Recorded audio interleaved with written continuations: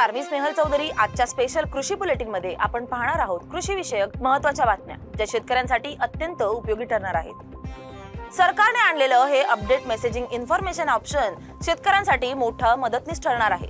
जर तुमची माहिती पीएम किसान योजनेत अपूर्ण असेल किंवा काही डेटा चुकीचा भरलेला असेल तर आता तुम्ही सहज ते अपडेट करू शकता।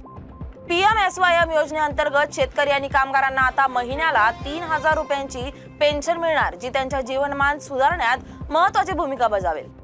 सोयाबीन बाजारात नवीन हंगामातील पिकांचं आगमन सुरू झालंय आणि ताज्या दर्जेदार सोयाबीनसाठी उच्च किमती मिळण्याची शक्यता आहे, ज्यामुळे शेतकऱ्यांचा उत्साह वाढलाय। तूर बाजारात पुन्हा किमती चढ उतार करत आहेत आणि आजच्या बाजारातील तूरच्या तपशिलावर किमती शेतकऱ्यासाठी महत्त्वाच्या ठरत आहेत, ज्यामुळे विक्रीचे आणि खरेदीचे निर्णय घेताना त्यांना मार्गदर्शन मिळेल। शेतकऱ्यांचं आलेचं उत्पादन गटिंग आणि घाऊक खरेदीच्या नावाखाली पायाखालून दडकलं गेलं, ज्यामुळे शेतकऱ्यांना मोठा आर्थिक फटका बसला आणि त्यांचं मेहनत वाया गेल्याचा फज्जा झालाय।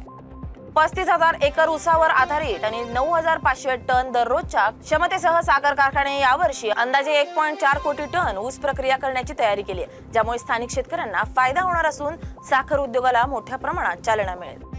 फळ पीक विमा योजनेत सुधारणा करण्यात आली आहे।